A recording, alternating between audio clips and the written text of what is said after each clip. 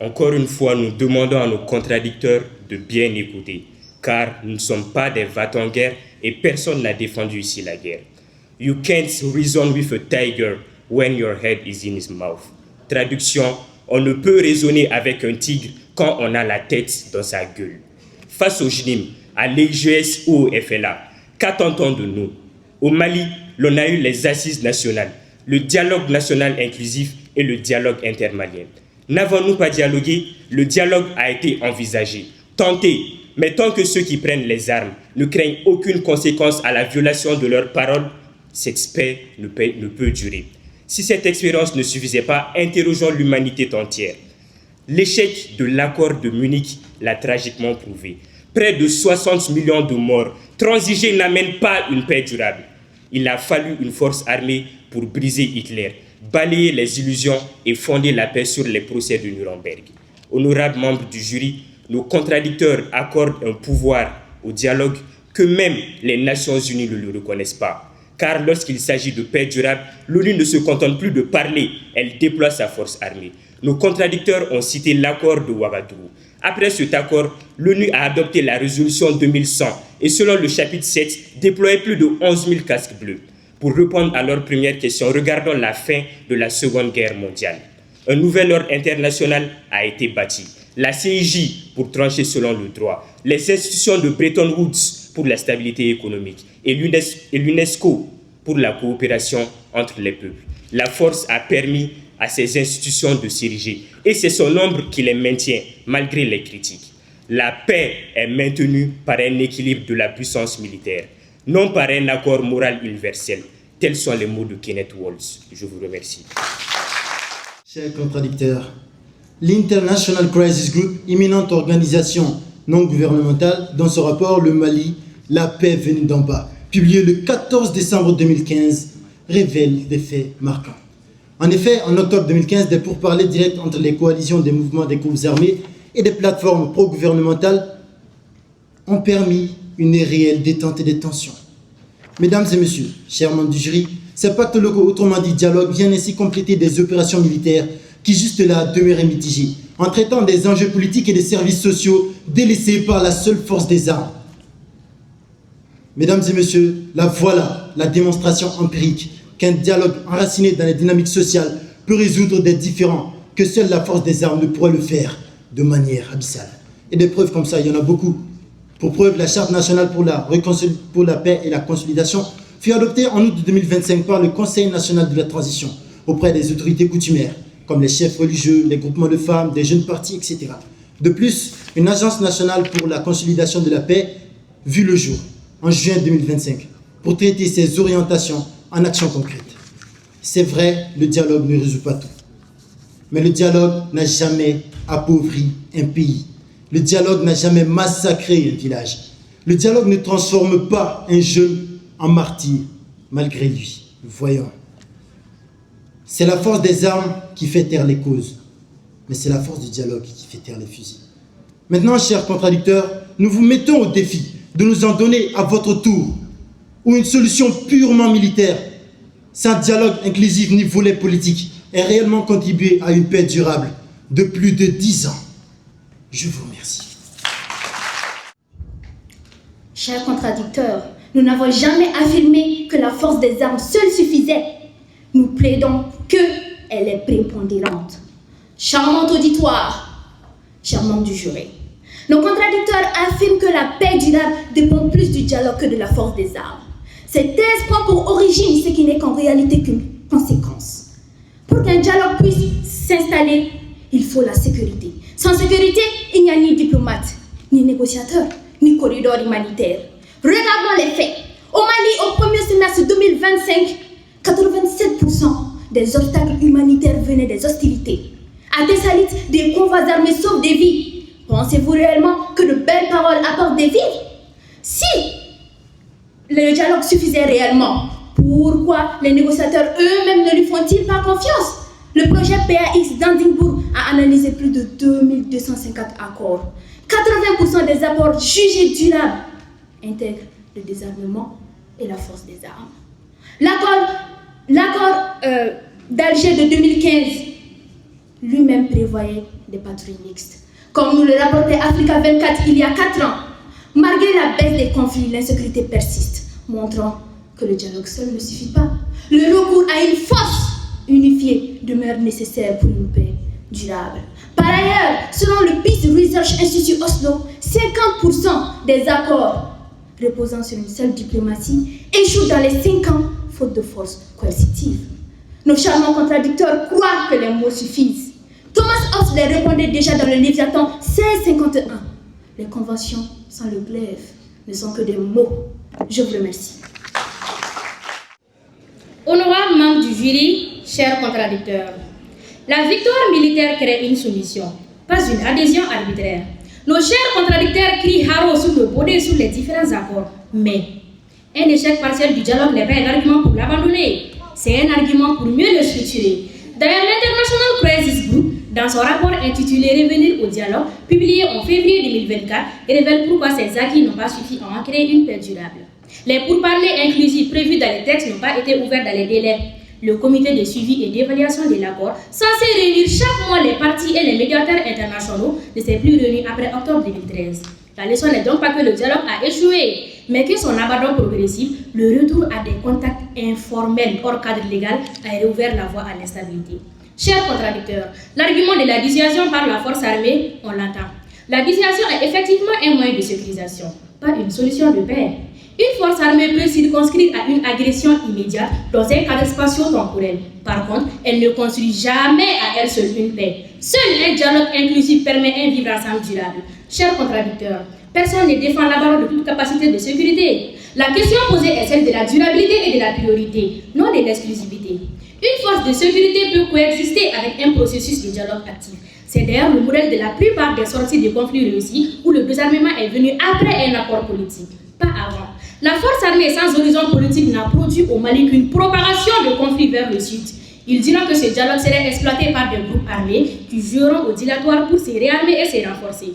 Ces risques existent, oui, mais ils justifient un accord bien encadré et vérifié. Mécanisme de suivi, garants internationaux, pas son abandon total. A l'inverse, une posture uniquement militaire alimente une logique de guerre sans fin où chaque camp cherche seulement à se renforcer. Cela n'a rien réglé en 10 ans. Or, les accords locaux ont concrètement rouvert des marchés, des écoles, des hôpitaux. C'est que 10 ans, je répète, 10 ans d'opérations militaires n'ont pas réussi à garantir durablement. Je vous remercie. Chers contradicteurs, les membres du jury ont l'habitude de nous demander de bien écouter pour bien réfuter. À cela, j'aimerais vous demander de bien comprendre. Vous avez parlé de bonne foi. Justement, pour que la bonne foi puisse réussir, il faut une force crédible pour la garantir. À présent, venons aux faits. Auguste auditoire, une paix durable ne se joue pas en un seul jour. Elle se construit en 2 temps. D'abord, la négociation, où l'on pose les mots sur le papier. Ensuite, l'exécution, où les engagements doivent être respectés. Et c'est précisément là que se décide la paix durable. Car avec le temps, les intérêts changent, les rapports de force évoluent et un accord ne se garantit jamais par lui-même. Les faits le confirment. Selon la Banque mondiale, 90% des conflits du XXIe siècle surviennent dans des pays qui avaient déjà connu une guerre civile. Dans bien des cas, le dialogue a permis de faire taire les armes. Mais lorsqu'aucune force n'a pu garantir les engagements pris, elles ont fini par réparler. Regardez notre parcours. Depuis plus de 30 ans, le Mali fait partie de ceux qui ont le plus dialogué, négocié et consulté. 1991, les accords de Tamarazet. Pourtant, 1 an plus tard, il faut déjà renégocier. 1992, le pacte national. 2006, les accords d'Alger. 2013, l'accord préliminaire de Ouagadougou. Et en 2015, l'accord pour la paix et la réconciliation. À chaque étape, le dialogue a permis d'obtenir un accord. Mais la paix durable, elle, dépendait de ce qui devait suivre. Le désarmement, la sécurité, le respect des engagements, soit la force publique. Et ce dialogue a également un coût. La Banque mondiale estime que des garanties solides de sécurité permettraient d'économiser jusqu'à 100 milliards de dollars par an. Auguste au jury, le dialogue peut conclure un accord, mais seule une force capable de le garantir peut empêcher qu'il ne soit violé. Je vous remercie. Honorables membres du jury, mesdames et messieurs, nous sommes l'exemple parfait du fait que le dialogue passe avant tout. Mesdames et messieurs, puisque cette guerre nous a été imposée, Soi-disant. C'est le seul argument estropié sur lequel nos chers contradicteurs se sont désespérément agrippés durant tout l'après-midi. Chers contradicteurs, la question n'est pas de savoir si on doit se défendre ou pas. Elle est de choisir la stratégie qui permettra de mettre fin à cette guerre le plus durablement possible. Aucun État ne renonce à sa sécurité en dialoguant. Pour preuve, l'État colombien a combattu les FARC pendant 50 ans sans jamais les vaincre sur le point militaire. C'est l'accord de paix de 2016 qui a permis de mettre fin au conflit après des décennies d'impassement militaire, comme l'a souligné M. Koroma Traoré. Mesdames et messieurs, après cette capitulation notoire de nos chers contradicteurs pour inconsistance d'arguments, nous leur tendons la main autour d'un fakoï préparé par Mme Touré ici présente pour dialoguer et construire le Maliba, notre Maliba. Construction qui passera inéluctablement par ces propositions ci-après. Associer les chefs traditionnels et religieux à la gestion des affaires locales, car leur légitimité dépasse souvent celle de l'État central dans ces zones. S'inspirer des exemples réussis, comme les accords de Farabougou-Koni, directement négociés entre communautés et parfois avec des groupes armés, pour restaurer l'accès à l'eau, au marché et aux champs. Ces micro-accords, bien que fragiles, montrent que le dialogue réussit à produire des résultats tangibles là où la force des armes a échoué à sécuriser durablement le territoire. Mettre en place une véritable commission, vérité, justice, réconciliation avec des moyens réels, non seulement symboliques. Trouver l'équilibre entre lutter contre l'impunité et les mécanismes d'intégration pour les combattants de base, en réservant la justice pénale pour les commanditaires et auteurs de crimes graves. Investir massivement dans l'emploi et l'éducation des jeunes, dans les zones rurales du nord et du centre, les viviers de recrutement de groupes armés. Lutter contre la corruption et les sentiments d'abandon, cités par la population comme étant l'une des raisons de basculement vers les groupes armés. Reprendre le programme de désarmement, démobilisation et d'intégration avec les groupes concernés, non seulement dicté unilatéralement pour éviter les échecs du passé. Le dégel de la tension avec l'Algérie est une excellente avancée. Maintenir les canaux de dialogue avec les alliés, car les groupes armés opèrent au-delà des frontières. Honorables membres du jury, mesdames et messieurs, je m'adresse à vous. Voulons-nous une paix qui tient parce que l'adversaire a été écrasé, ou une paix qui tient parce que l'adversaire n'a plus raison de se relever? Bamanonko, ce qui a foi d'amour, andamé ce qui a foi. Ni n'aime kele, ma kele managa trop avec l'avance de la soubaroto. Dans notre tradition, le dialogue est une vertu cardinale. Peu importe le conflit entre frères, ça se terminera toujours sur l'arbre à palabre. Je vous remercie, chers. Charmant auditoire, de belles paroles, mais nous sommes au terme de ce festin scientifique. L'heure de l'addition a sonné et elle sera salée. Dès l'entame du débat, nous avons refusé de jouer à pile ou face avec la paix durable. Car se tromper sur ce qui fait durer la paix, ce n'est pas un simple désaccord d'opinion, c'est se méprendre. Avec la même sérénité et plus convaincus que jamais, nous réaffirmons, la paix durable dépend plus de la force des armes que du dialogue. L'histoire et la science l'ont attesté. La paix n'est pas un texte, c'est un ordre. Le dialogue ne produit pas la paix, il la suppose, ce que Mme Touré vous a parfaitement démontré. Et la paix durable ne réside pas dans l'échange simple de verbes, mais dans son application concrète que seule la force de l'armée peut garantir. Et Mme Sissoko n'a cessé de le prouver chaque fois qu'elle en a eu l'occasion. Et permettez-nous une dernière observation. Nos contradicteurs ont consacré beaucoup de temps à essayer de démontrer une chose avec laquelle personne ici n'était en désaccord. Le dialogue est nécessaire. Ils ont ensuite usé du subterfuge de la dispersion. Ils ont essayé de nous donner des arguments et ensuite les ont répandus. Ils ont essayé de nous enfermer dans une définition de la guerre alors que nous ne l'avons jamais défendue. Et nous ne parlons pas de suffisance, nous parlons de prépondérance. Invoquer ces éléments sans démontrer en quoi ils établissent la supériorité du dialogue sur la force des armes, c'est élargir le champ du débat pour mieux fuir la comparaison. C'est un aveu intéressant de leur part. Dans l'introduction, mesdames et messieurs, nous vous avions promis un dessert. Nos contradicteurs ont évoqué eux-mêmes des accords. Mais dans ces accords, qu'a-t-on toujours prévu?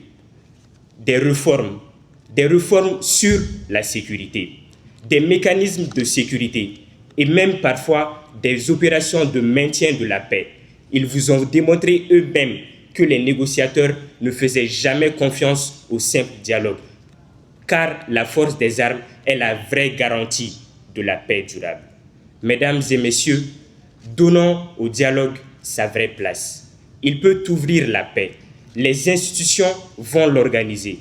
Mais c'est l'armée, la force des armes, qui peut réellement en garantir la durabilité. Pour le Mali, comme pour toute nation confrontée à l'insécurité, la paix durable ne se résume pas au dialogue. Nous recommandons le renforcement des systèmes de sécurité pour la garantie de la non-reprise des combats. Mesdames et messieurs, un retour effectif de l'administration, mais surtout une protection effective de nos populations à travers encore ce renforcement.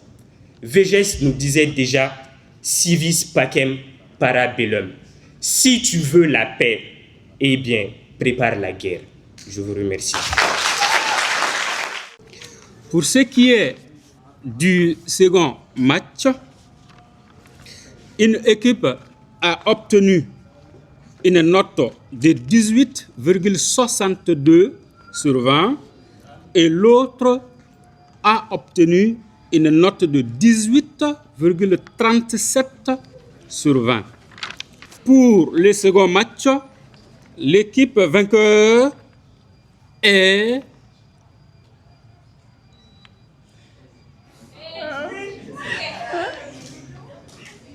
l'école supérieure de